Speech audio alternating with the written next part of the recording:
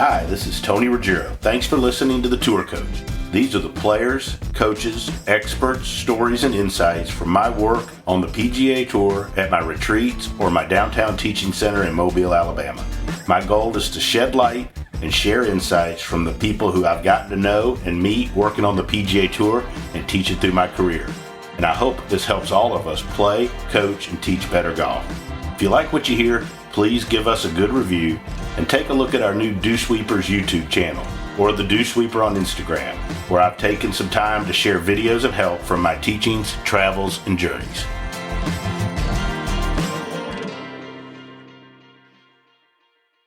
All right, so joining me now here, I guess I could call these the hospital sessions of the Tour Coach here. One of the really good guys out there on the PGA Tour. Not everybody may know him. He's an unbelievably great teacher. He's the director of instruction at Squire Creek. I'm going to talk a little bit about that because that's an unbelievable place. And up until a year ago or so, he was the director of golf, but teaches Sam Burns, bunch of good guys, Turk, Petit guys coming up, Brad Pullin from over in Louisiana, another fellow Southerner. How you doing, Brad? Doing great, Tony. Thanks for having me on, man. I appreciate it. Absolutely. I see you out there all the time with Sam. And, I mean, I tell you what, first of all, I know that, one, how great Sam is. So you've obviously done a hell of a job on his golf game. But, man, he's one of the nicest young people you'll ever meet on the PGA Tour. And I always go by, like, the fact that I could be sitting somewhere in an airport and I'll hear somebody whistle at me from across and I'll look over and it's him and he's saying hi. He always takes time to say hi to people. That's a credit to you and to the other people around him because he's not only a hell of a player but a hell of a guy. Yeah, I appreciate you saying that. He is that, and he's always been like that, and we just feel blessed to be where we are, and nothing's changed about him in getting on the PGA Tour and the way he's been since he was 15 years old, so I appreciate it. When did you start with Sam? When he was 15, I was working here at Squire Creek, and his dad called me. I was actually doing some assistant coaching for La Tech here at the university. Okay. It's right here close to us, and was doing a lot of recruiting evaluations and that type of thing, practice setups and training for our college guys. And Todd, his dad, called me and said that he wanted Sam to work with a coach, and up until that point it had kind of been just his brother helping him, really. And so I stopped doing my assistant coaching role there at the university because of NCAA and how they wouldn't let us work with certain kids and this and that. And so Sam was obviously that's another podcast. That's another podcast. That's another. We don't have time for all that. Yeah. And so, but yeah, we started working together then and have been ever since. So when you first saw Sam, when he walked in when you were 15. I mean, I remember the first time I watched Bobby Wyatt and Robbie Shelton hit balls when they were young kids, and I thought, this kid's different, right? Yeah. What was your thought? What did you think? It was definitely, this kid's different, and just the way he moved and the way he struck the golf ball. My first thought was, don't screw it up. And then he was just so good from, about waist high to waist high, and what was going on down there at the bottom, you could tell was really special. Yeah. And so, yeah, it was great. Yeah. So what kind of stuff, and I don't want to spend this whole thing talking about Sam, but I mean, it's obviously a big part of why people know you. But yeah. So when you started working with Sam, obviously he was great waist high to waist high. What kind of things did you say? Like, I remember, with like Andy Ogletree when I started, I was like, man, same thought though. Like, I don't want to, this kid's special. He's different. I know there's something special about him. I don't want to change the way I really tried to be good about thinking big picture, like, okay, let's only do the important things, right? And I'm kind of just a steward to help him stay in the middle of the road along the way. What kind of was your big picture thought because obviously it was great, waist high to waist high. What were some of the thoughts like, okay, these are some of the things that over time I might kind of try to work on and do and so forth? Yeah, I thought he had, when he came in the first time, I remember, and I have some of those old videos, but he was a little bit slidey coming down in the downswing. He would get a little bit of early tilt. So, you look at some of those things, and those are some of the things we talked about when he first started. And, some of that was, probably trying to generate speed and how he was trying to do that. So you don't want to take some of those things away. And so it's kind of a give and take. You know, I thought in the backswing, we've got some early videos of him really holding a lot of trail knee flex up to the top of the swing. That's something that we've kind of worked on, and letting that trail knee extend a little bit more with a little bit more turn going back. Yeah. And so those are all kind of things that we've kind of built into what he does now, and to where he doesn't have to think about those things now. But yeah, I mean, big picture, it's like we all have preferences, right, Tony, and what we like to see, and you know, but at the end of the day, is it important for this player that's sitting in front of us to try to make them better? So, yeah, I think any teacher that says they don't have preferences is probably lying. Yeah, you know, I mean, I think we all do. I mean, I think some of us, I mean, and I think as we get older and you get more people, you don't stick to them as hard. But like, I mean, in a perfect world, we all have. If we showed up with the perfect 15-year-old that could do anything in the world, we'd all have a preference in what we'd want them to do. You know? For sure. So, like, yeah, I've always found that, like, my players, and I think it's also one of the harder things as you coach a player, especially on tour a long time, is, you know, I've always found that they got 2, 3, 4 things they need to work on and they need to do. And I think that as you go along the road, especially with a tour player, that, like, inevitably they'll hit a period where they don't play good. Sometimes they start thinking that they gotta have something else, when I think in reality they don't. But, you know, what are the 2, 3, 4 things that, like, you know, you kind of, that are constants that you and Sam are always working on, you always check? We kind of just do checks in every area. So, you know, we'll have our form checks and what we look for in his swing. We'll have checks and what we look for in his putting. We'll have checks on our around the green stuff and chipping and pitching and bunker play. So we run through those checks fundamentally every day, and then really just break into performance games and skills and challenges. And Sam doesn't like ever, you know, like he always says, you have any hard games? I mean, he doesn't like failing at these games, and so we have to keep raising the bar on them. But that's really what our training and practice looks like.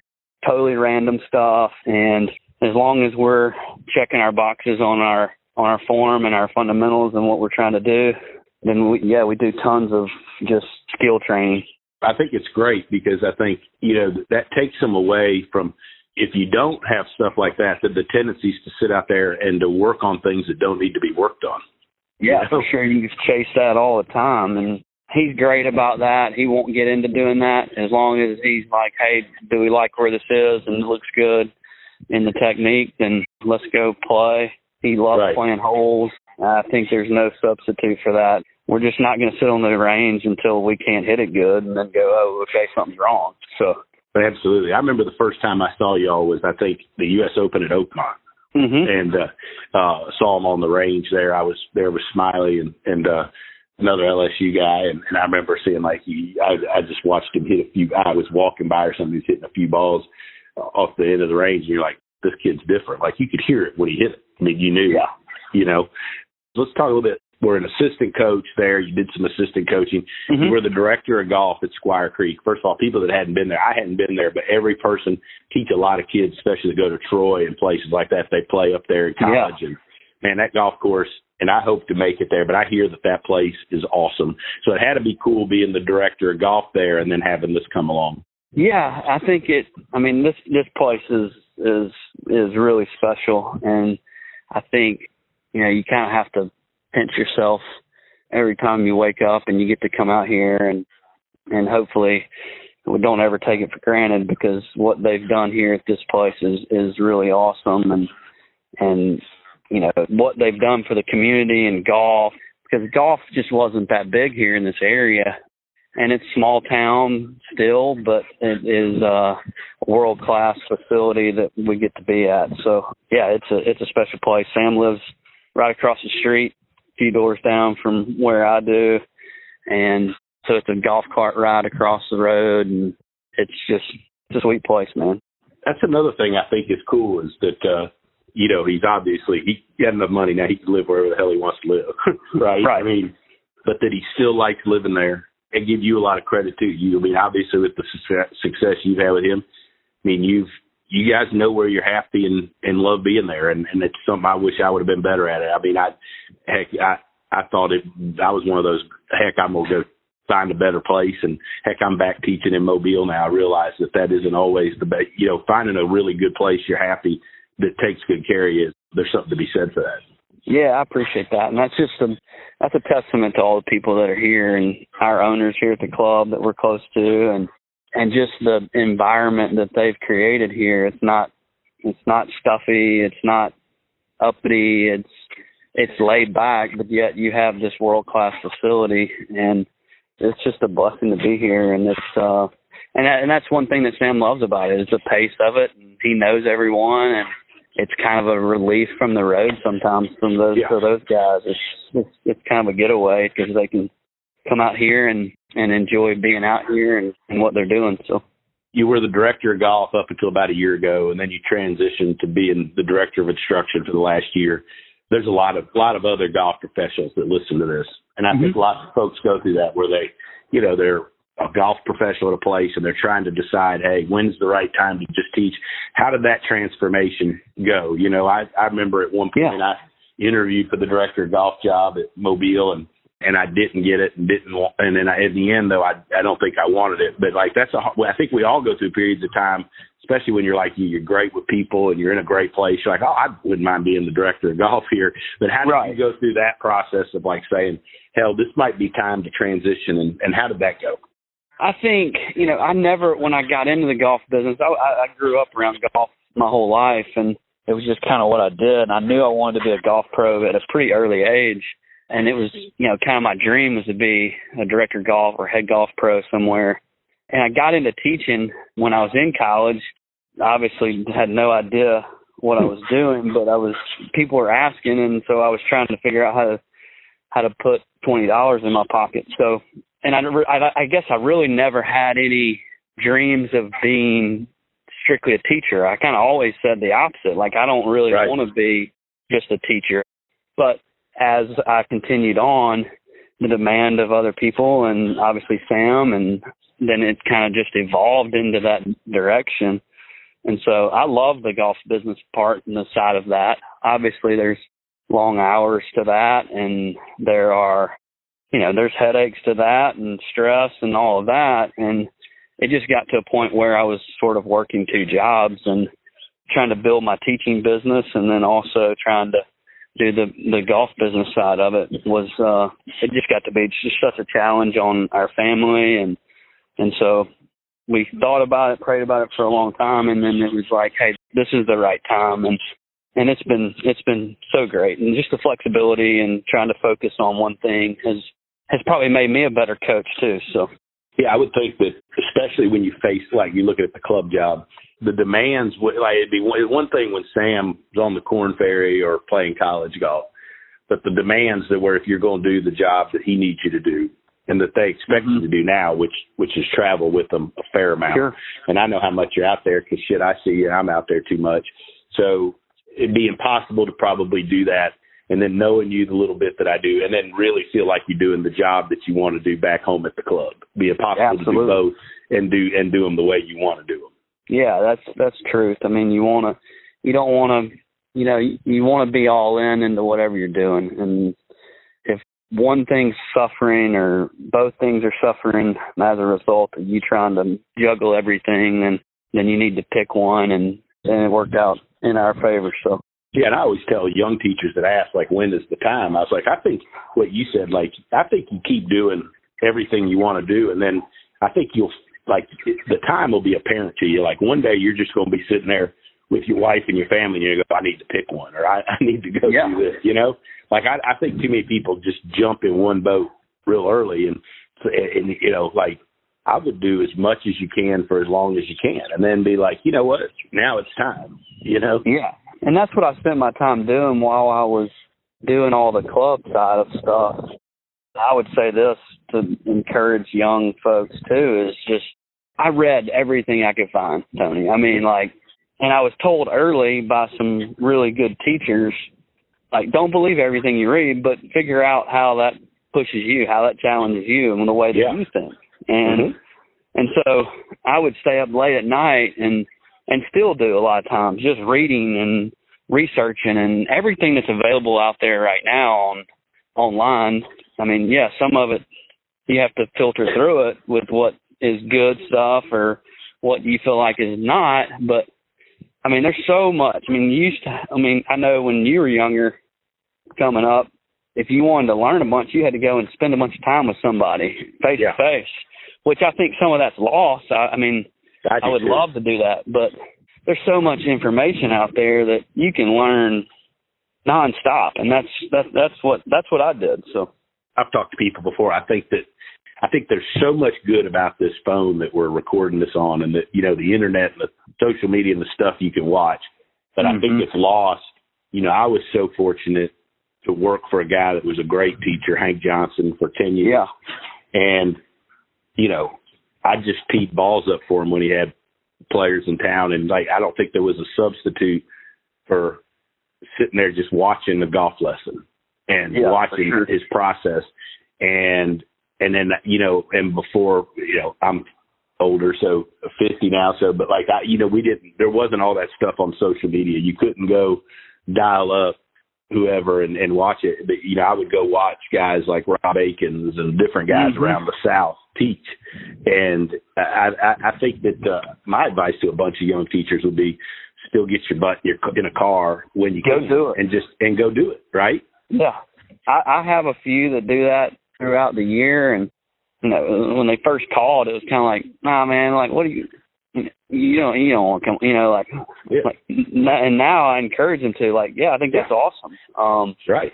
And they, you know, they can come in and spend time and ask questions. And I mean, those are the type of things that when I was younger coming up, I wish I would have done more, because I reached out to teachers that I felt like were quality, and it was typically by email or by phone or something like that. But I mean, I would go out on a limb and say most teachers are going to be pretty open door about, hey, 100%. Come in here and I'll share with you whatever you want me to share. It's not, we're all trying to do this together. So, yeah, one of the things I've kicked around recently, I don't even know why I'm talking about this now, but is I've seen mentorship things where people charge people, but I want to put together a group that gets together on Zoom of young teachers once a month, and young teachers can ask any question. Because one of the things I used to have that, Brad, that was a huge benefit when I was starting out teaching is I would send videos of my players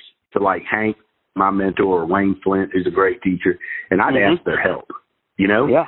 And I wasn't too proud to do that. I was like, man, you know, like, I'm kind of stuck with so-and-so, and I've been, you know, I got his club face here and this, that, and that. And I want to put a group together where, like, once a month, like, I could bring a guest like you or bring a guest like people that I work with and be like, hey, just let a bunch of young teachers or teachers that are trying to get info ask questions. And a lot of things too, some of the questions that we get, you know, Brad, are just stuff like you were talking about at the club, like the business stuff. I think that now that nobody goes and travels, people don't have access to that as much. No, I agree. I agree. I think that's a great idea. I mean, it was like last month, buddy of mine, Taylor Crosby, that's there in Georgia. We were talking, we talk all the time, and, you know, I'll send him something on a student and go, hey, what do you think? I'm having trouble with trying to get, you know, what do you think about a different option on how I can get this club to shallow or whatever the topic is? And then he does the same thing to me. He'll send me like, hey, what do you think about this? I like that, but try this. You know, it's working together, and that's why I love those type of things. Is we don't have secrets, and we're all trying to get better and learn, and hopefully we continue to do so. So, one of the things, really good follow on Instagram. I like following it because it's not every picture's not a tour player, and you know, you're not just spewing info out there like what you think everybody says. It's just a good golf swing. Or I like watching the young players developing. And my favorites are like the guy that'll be like his first lesson and he's a 20 handicapper, you know, or right. And, you know, you don't have to put that. I can tell he's a 20 handicapper. So like, you know what I'm saying though? But like, then you watch, like, you may see like 2 weeks later his next video and stuff. I like watching. I think to me, the mark of a great teacher is somebody that can help anybody and can teach anybody. For sure. And I think that's one of the cool things that you still do there at Squire Creek is that, you obviously still like helping everybody there and not just the guys that are good players. Yeah, I mean, I'm not huge into the social media. I try to. Yeah.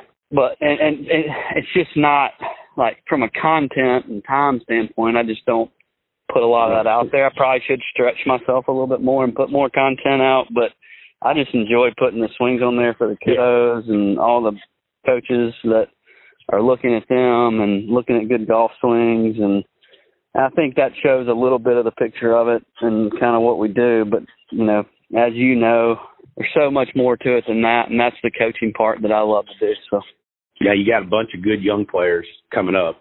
You know, it's not like you just coach and teach Sam Burns, which would be enough. But talk about some of the good young ones you got. I mean, you got a good group of young horses coming up. Yeah, we got a good group of young kids, and I've got a couple that are going to LSU next year.